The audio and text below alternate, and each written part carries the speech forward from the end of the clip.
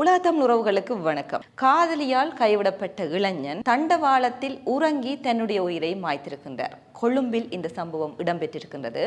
பதுளை கொழும்பு புகையிரத பாதையில் உறங்கிய நிலையில் இளைஞன் இருந்திருக்கின்றார்.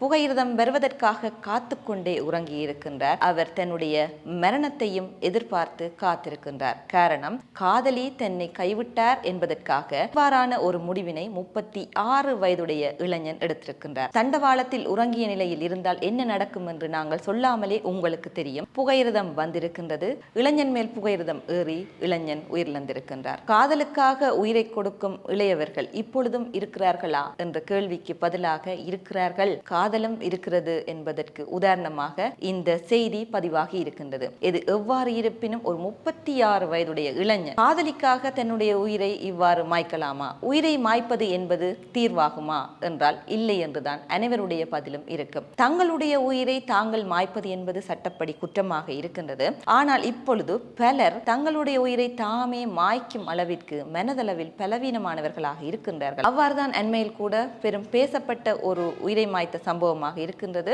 டிக்டாக்கில் தன்னை அவமானப்படுத்தினார்கள் என்பதற்காக ஈசா என்ற பெண் உயிரிழந்திருந்தார். அவரை அவ்வாறு முடிவெடுக்கும் அளவிற்கு தூண்டியவர்களுக்கு வெறுமனே 100 வெள்ளி தான் தண்டனையாக மலேசியாவில் வழங்கப்பட்டிருக்கிறது என்ற ஒரு செய்தியும் பரவி இருக்கின்றது. அதை கூட பலர் எதிர்த்து கொண்டிருக்கின்றார்கள். ஒரு உயிரின் விலை 100 வெள்ளியா என்று கூட பலர் கேள்வி எழுப்பிக் கொண்டிருக்கின்றார்கள். அவ்வாறான உயிரிழப்புகளின் வரிசையில் தான் இந்த இளைஞனின் இறப்பும் பதிவாகிறது. இந்த இளைஞனுடைய விவரம் இவ்வாறு செய்தியாக வெளியாகி இருக்கின்றது. அவருடைய தந்தை மாரடைப்பால் உயிரிழந்து விட்டார். தந்தை இறந்தவுடன் தாய் வேறு திருமணம் செய்து விட்டார். அதன் பின்னர் பாட்டியோடு இந்த இளைஞன் வாழ்ந்து வந்திருக்கின்றார். பாட்டியும் உயிரிழந்த பின்னர் தன்னுடைய அத்தையோடு இந்த இளைஞன் வாழ்ந்து வந்திருக்கின்றார். அந்த நேரம் சலூன் ஒன்றினை நடத்தி இருக்கின்றார். சலூனை நடத்தி கொண்டிருக்கும் பொழுதுதான் காதலும் கிடைத்திருக்கின்றது. காதலியோடு அன்பாகவே இவர் இருந்திருக்கின்றார். காதலியும் இவரோடு அன்பாக இருந்திருக்கின்றார். இருப்பினும் இருவருக்கும் இடையில் ஏற்பட்ட கருத்து வேறுபாடு காதலி இடைநடுவே காதலை முறித்திருக்கின்றார். காதலி தன்னை கைவிட்டது தாங்க முடியாமல் இந்த இளைஞன் தண்டவாளத்தில் உறங்கிக் கொண்டிருந்த நிலையிலேயே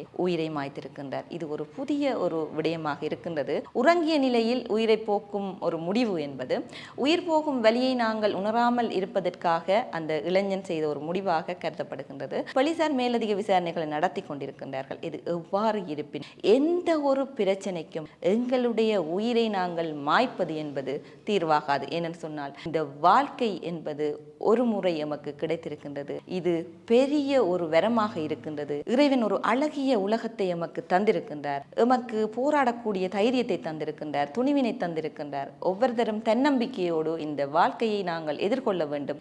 இவ்வாறான விமர்சனங்கள், காதலில் தோல்விகள், பல சங்கடங்கள் நேர்ந்தால் அதனை எதிர்த்து நாங்கள் போவதற்கு எமக்கு ஒரே ஒரு விடயம் தேவை. நீங்கள் அனைவரும் அது தைரியம் என்று நீங்கள் பதிலை சொல்லலாம். ஆனால் எமக்கு ஒரு இலக்கு இருந்தால் எமக்கான தைரியம், வாழ வேண்டும் என்ற கட்டாயம் எமக்கு இருக்கும். உங்கள் ஒவ்வொருவருக்கும் ஒரு இலக்கு இருக்க வேண்டும். நீங்கள் சாதிக்க வேண்டும். உங்களுடைய வரலாறு இந்த உலகில் பதியப்பட வேண்டும் என்ற ஒரு தேவையை நீங்களே உருவாக்கி கொள்ள வேண்டும். மற்றொரு தொகுப்பில் உங்கள் அனைவரையும் சந்திக்கும் வரை வணக்கம்.